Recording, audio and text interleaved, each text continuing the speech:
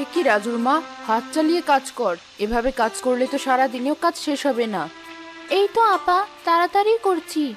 এই হয়েছে তোদের নিয়ে জ্বালা, কাজের বেলায় নেই আর টাকার বেলায় সবার আগে। তাড়াতাড়ি কাজ সার। রুবিনা ঘরে চলে গেল আর কেয়া মন দিয়ে রান্নার কাজ করতে লাগলো। আপা, কাজ শেষ। কাজ শেষ তা আমার কাছে কি করতে এসেছিস? বাড়িতে যা। আপা, ঘরে চাল ডাল শেষ হয়ে গিয়েছে, তাই বলছিলাম। ও বুঝেছি, মাস অর্ধেক না হতেই টাকা চাই। সাধে কি আর বলি তোরা কাজের বেলায় নেই আর টাকার বেলায় সবার আগে? না আপা, টাকা চাইনি। আসলে আপনাদের খাওয়ার পর অনেকটা ভাত তো বেঁচে গেছে, যদি কিছু না মনে করেন ওগুলো আমি নিয়ে যাই। তোদের লোভ দেখে বাঁচি না। যেই দেখেছিস ভালো মন্দ রান্না হয়েছে অমনি জিভ লক লক করে উঠলো। ছি ছি, এ আপনি কি বলছেন? যা সত্যি তাই বলেছি। আচ্ছা আপা, আমার ভাত লাগবে না। লাগবে না মানে? অবশ্যই লাগবে। তোর নজর দেওয়া ভাত আমরা খাবো নাকি? শেষে আবার অসুখ বিসুখ হবে। যা, ভাতগুলো নিয়ে যা। তবে মাংসের তরকারিতে মোটেও হাত দিবি না। পারলে ডালটুকু নিয়ে যা। আপনার অনেক দয়া আপা। আজ আর তাহলে আমার ছেলেকে না খেয়ে থাকতে হবে না, ওর বাবাও দুটো খেতে পারবে। হয়েছে, আর নাকে কাটতে হবে না। দূর হ আমার সামনে থেকে।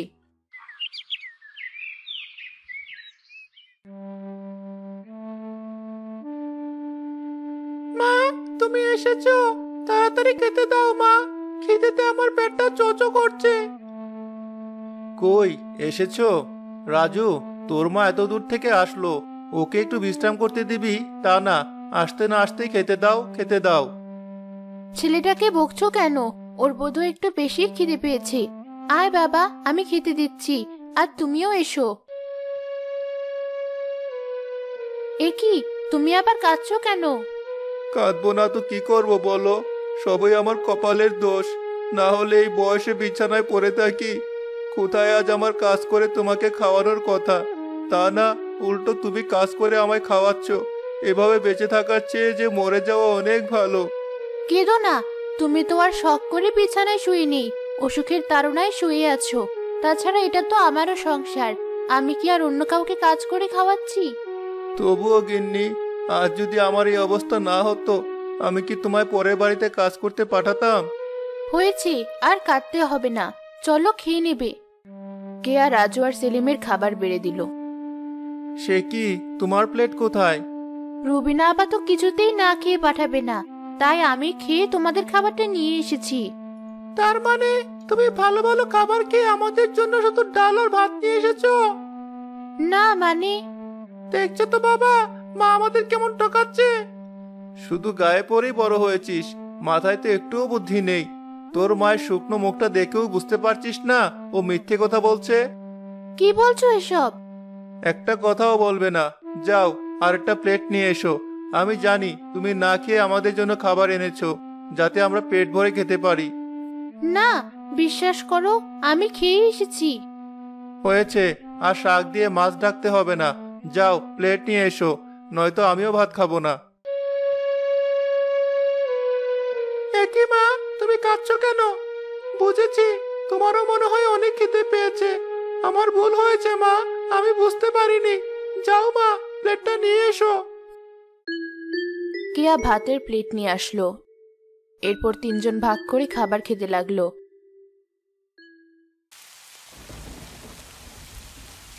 আজ তো অনেক বৃষ্টি হচ্ছে, না জানি কাল রুবিনা আবার বাড়িতে যেতে পারবো কিনা। অত চিন্তা না করে ঘুমিয়ে পড়ো, তোমার উপর যা দখল যাচ্ছে। কি আর করব, সবই আমার কপাল। কিন্তু চিন্তা হচ্ছে, মাছ শেষের তো এখনো অনেক দেরি। বাড়িতে চাল ডাল সবই তো ফুরিয়েছে, টাকা না পেলে ওগুলো আনবো কি করি? অত চিন্তা করো না, দরকার পড়লে আমার পুরনো বাইসাইকেলটা বিক্রি করে দেব। কি বলছো তুমি? ওটা তো তোমার অনেক শখের জিনিস। আর শখ? যে মানুষ সারাদিন বিছানায় পড়ে থাকে, তার আর বাইসাইকেলের শখ রেখে কি হবে? তার চেয়ে ওটা বিক্রি করে যদি সংসারে কিছু টাকা আসে, তাই বা কম কি? তুমি চিন্তা করো না, তুমি আবার সুস্থ হয়ে উঠবে। আমি তোমাকে শহরে নিয়ে চিকিৎসা করাবো। আর হাসিও না, সংসার চালাতে হিমশিম খেতে হচ্ছে, আর বলছো শহরে চিকিৎসা? ও স্বপ্ন আমি দেখি না। নাও, এবার ঘুমিয়ে পড়ো।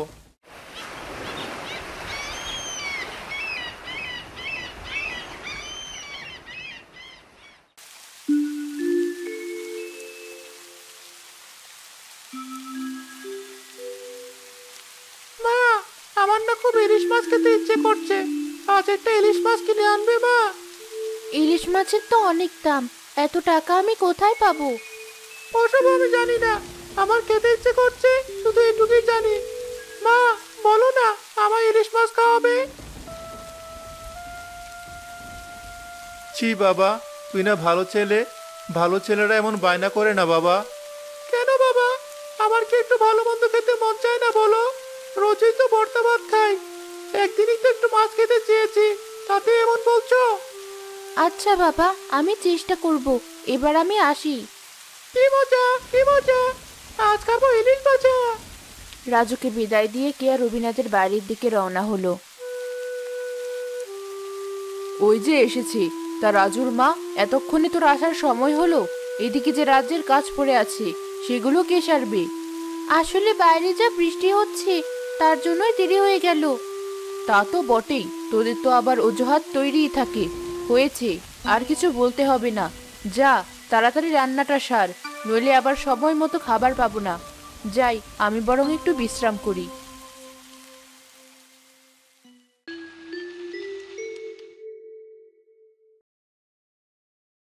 আপা, আমার সব কাজ শেষ। কাজ শেষ? তা আমি কি করব? যা, বাড়ি চলে যা। যদি কিছু টাকা দিতেন তাহলে খুব উপকার হতো। কি বললি? মাস শেষ না হতেই টাকা? আসলে ছেলেটা ইলিশ মাছ খাওয়ার জন্য খুব বায়না করছে, তাই যদি কিছু টাকা দিতেন। হা হা হা হা, কি বললি? ইলিশ মাছ? নুন আনতে যার পান্তা ফোড়ায় সে নাকি খাবে ইলিশ মাছ? তা তোর ছেলে না হয় ছোট মানুষ, তাই বলে তোরও কি মাথার গন্ডগোল হলো? এভাবে কেন বলছেন আপা? আমাদের কি ভালো মন্দ খেতে ইচ্ছে করে না? তা করবে না কেন? তাই বলে একেবারে ইলিশ মাছ? সত্যি, তোদের মতো ছোট লোকেরাই ছেঁড়া কাঁথায় শুয়ে বড়লোক হওয়ার স্বপ্ন দেখতে পারে। হা হা হা হা, যা, বিদায় হ। ওসব টাকা ফাকা এখন আমি দিতে পারবো না। কিন্তু আপা, বললাম তো দিতে পারবো না। কানের কাছে ভ্যান ভ্যান না করে দূর হ। রবিনার এমন অপমান সহ্য করে কাঁদতে কাঁদতে কেয়া বাড়িতে ফিরে গেল। মা, ইলিশ মাছ কোথায়? তুমি না বললে আজ ইলিশ মাছ আনবে? না বাবা, পারলাম না আনতে। সে কি মা, আমি তো সেই কখন থেকে পথ চেয়ে বসে আছি, আজ ইলিশ মাছ ভাজা দিয়ে ভাত খাবো, আর তুমি খালি হাতে চলে এলে। কি করব বাবা, আমার কাছে তো অত টাকা নেই। তোর ভালো লাগে না? যাও, আমি ভাত খাবো না, তোমাদের ভাত তোমরাই খাও। কোথায় যাচ্ছিস বাবা? দুটো ভাত খেয়ে যা। এই কি ছিল আমার কপালে? ছেলের ইচ্ছেটুকু পূরণ করতে পারবো না। কেঁদো না বউ, ও ছোট মানুষ, না বুঝে বায়না করেছে, দেখবে খিদে পেরে ঠিক খেয়ে নেবে।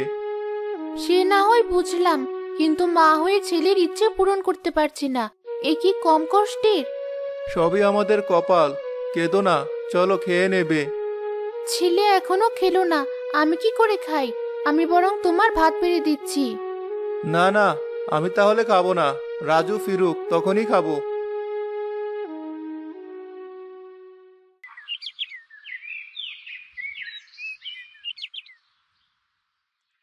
এই যে রাজুর মা, শোন, আজ কিন্তু বাড়িতে অনেক মেহমান আসবে, তাই বড় বড় ইলিশ আনা হয়েছে। তুই আবার ওসবে চোখ দিস না কিন্তু। এইসব কি বলছেন আপা? গরিব হতে পারি, তাই বলে ছোট লোক না। রাগ করছিস কেন? একটু মজা করলাম। যা, মাছগুলো কেটে কেটে ভালো করে রান্না কর দেখি।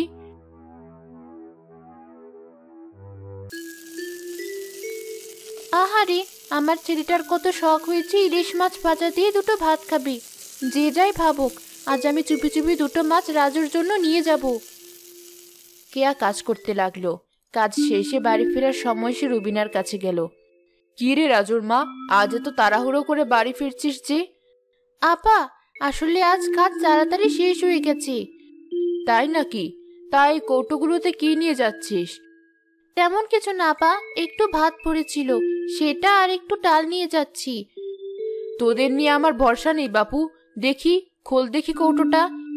সত্যি আপা, এতে তেমন কিছু নেই। কিছু যখন নেই তাহলে খুলছিস না কেন? খোল, খোল বলছি। রুবিনার অনেক জোরাজোরিতে কেয়া কৌটাগুলো খুলল।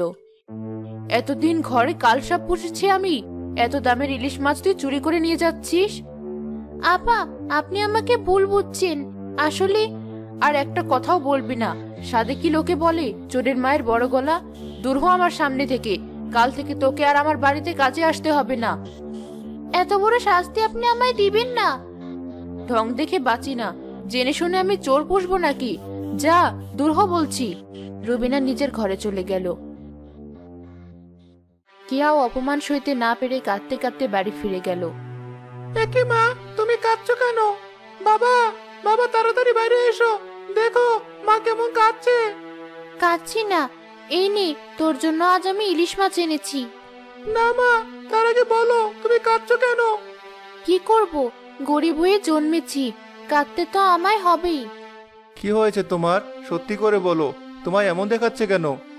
আমার কাজটা আর নেই, রুবিনা আপা আমায় দূর দূর করে তাড়িয়ে দিয়েছি। সে কি? কেন? কেন আবার? কেউ কি জেনে শুনে চোরকে ঘরে রাখতে চায়?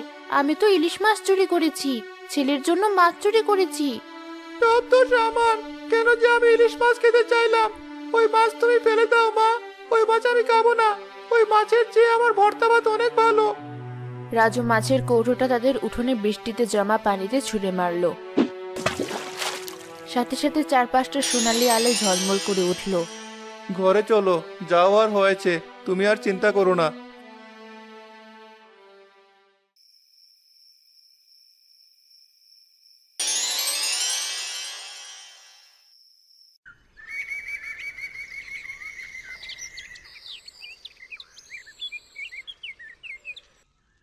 পরদিন সকাল হইতেই কেয়া উঠোনে এসে এক বিশাল পুকুর দেখে অবাক হয়ে গেল। এ কি, এ আমি কি দেখছি? এখানে এত বড় পুকুর এলো কোথা থেকে? কোথায় তুমি? তাড়াতাড়ি বাইরে এসো। রাজু, তাড়াতাড়ি বাইরে আয়।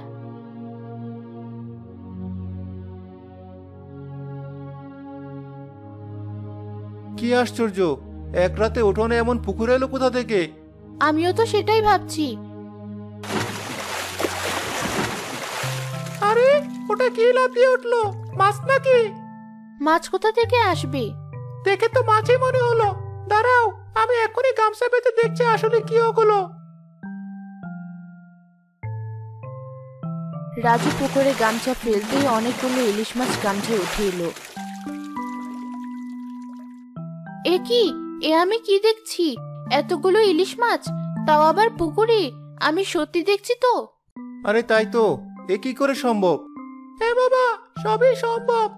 আমার মনে হয় উপরওয়ালা মাকে তার সততার পুরস্কার দিয়েছে। কাল 2 টুকরা ইলিশের জন্য রুবিনা চাচি মাকে কাজছাড়া করেছে, আর তাই আজ উপরওয়ালা মাকে এত বড় একটা ইলিশ পুকুর দিয়েছে। কি বলছিস তুই? রাজু বোধহয় ঠিক কথাই বলছে। উপরওয়ালা তোমাকে তোমার কর্মের ফল দিয়েছে। তাই যদি হয় তাহলে আমি অনেক খুশি। এবার আর আমাদের কোনো অভাব থাকবে না। এই ইলিশ বিক্রি করে আমি তোমাকে চিকিৎসা করাবো, তুমি ঠিক হয়ে যাবে। হ্যাঁ মা, বাকি টাকা দিয়ে আমাদের সব অভাব দূর হয়ে যাবে, আর কেউ আমাদের গরিব ছোটলোক বলতে পারবে না। রাজু তার মাকে জড়িয়ে ধরল। এভাবেই ইলিশ পুকুরের মাধ্যমে কেয়াদের সব অভাব দূর হয়ে তারা সুখী শান্তিতে দিন কাটাতে লাগলো।